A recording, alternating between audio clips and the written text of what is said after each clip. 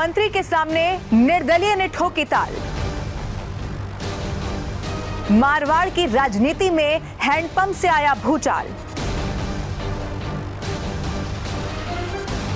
पूरे देश में अगर इस वक्त सबसे ज्यादा बात किसी एक लोकसभा सीट की हो रही है तो वो है राजस्थान की बाड़मेर लोकसभा सीट। और इसीलिए आज बाड़मेर की पूरी सियासी गणित क्या कहती है ये आपको समझाते हैं और शुरू करते हैं बात चुनाव की।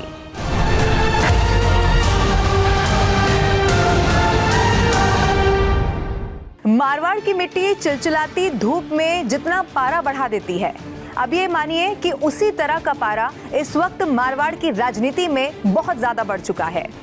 केंद्रीय कृषि राज्य मंत्री और बाड़मेर से सांसद कैलाश चौधरी की संसद पहुंचने की राह में इस बार सिर्फ रोड़ा नहीं आया है, बल्कि पूरा का पूरा ही रास्ता मानो ब्लॉक कर दिया गया हो।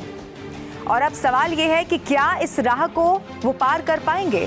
अब वजह भी बहुत खास है। वजह है एक युवा नेता और उसका नाम है रविंद्र सिंह भाटी।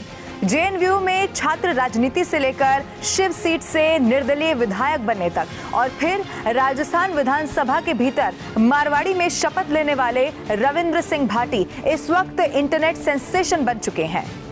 रविंद्र सिंह भाटी एक रैली करते हैं और भीड़ उस रैली में अपने आप पहुंच जाती है, बड़ी तादाद में लोग पहुंच जाते हैं और ये देखकर आज बड़े बड़े नेता हैरान हैं और जिनके सामने रविंद्र सिंह भाटी ताल ठोक रहे हैं वो बहुत परेशान है।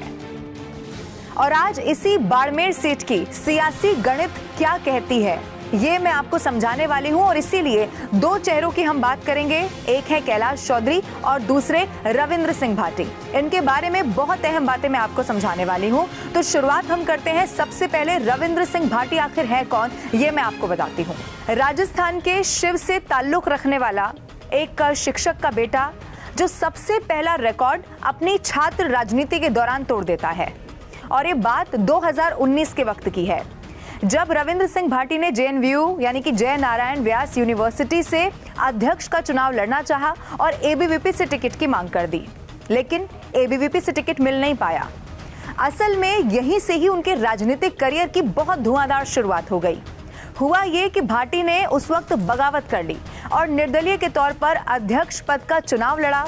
और फिर क्या था, आखिरकार 57 साल के इतिहास में पहली बार ऐसा हुआ कि निर्दलीय के तौर पर जय नारायण व्यास यूनिवर्सिटी में अध्यक्ष के तौर पर किसी को चुना गया। अब राजनीतिक पंडित ये भी बताते हैं कि वहीं से ही उन्होंने विधानसभा चुनाव की तैयारी अपने लिए शुरू कर दी थी। और फिर 2023 में वक्त आया राजस्थान विधानसभा चुनाव का, जब भाटी को अपनी तैयारी को अंजाम देने का वक्त आ चुका था। अब जो विचारधारा उनकी थी वो बीजेपी वाली थी और बहुत जबरदस्त हिंदुत्व की छवि वो रखते हैं। लेकिन अब रिपोर्ट्स में एक बहुत बड़ा दावा ये किया गया कि भारतीय जनता पार्टी के ही कुछ नेता ऐसे थे जो ये नहीं चाहते थे कि वो भारतीय जनता पार्टी के साथ जुड़ जाएं और इसके लिए बहुत प्रयास हुए, लेकिन भाटी कामयाब हुए, प्रयास फेल हो गए और भाटी ने बीजेपी ज्वाइन कर ली। अब वो नेता जो नहीं चाहते थे कि भाटी बीजेपी में आए, उन्होंने अब इस बार ये कोशिश की कि वो आ तो गए हैं लेकिन किसी भी तरह अब उन्हें टिकट ना मिल जाए। और इस बार हो गया ये। शिव से भारतीय जनता पार्टी ने बाड़मेर बीजेपी के जो जिलाध्यक्ष हैं, उनका नाम है स्वरूप सिंह खारा, उन्हें टिकट दे दिया। अब ये वक्त वो था जब दूसरी बार रविंद्र सिंह भाटी बगावत पर उतर आए और फिर एक इतिहास उन्होंने फिर से रच दिया। शिव से निर्दलीय ताल भी ठोकी और विजयी भी हुए। शायद वो नेता जो चाहते थे कि टिकट ना मिले, उन्हें भविष्य में होने वाली इस युवा शक्ति का आभास वहीं हो गया था। यहां तक भी सब कुछ ठीक चल रहा था। मैं आपको बताऊं कि निर्दलीय जब वो जीत गए उसके बाद भी उन्होंने भारतीय जनता पार्टी को समर्थन दे दिया। उसका कारण ये था कि बीजेपी की विचारधारा वो रखते थे और पीएम मोदी के वो बहुत फैन रहे, उन्हें बहुत पसंद करते हैं। लेकिन फिर एक हैंडपंप ने पूरा का पूरा सियासी खेल बिगाड़ दिया। बिल्कुल सही सुना आपने, हैंडपंप। दरअसल राजस्थान जलदाय विभाग की तरफ से 14 मार्च 2024 का वो दिन था जब एक पत्र बाड़मेर को लेकर वायरल हुआ।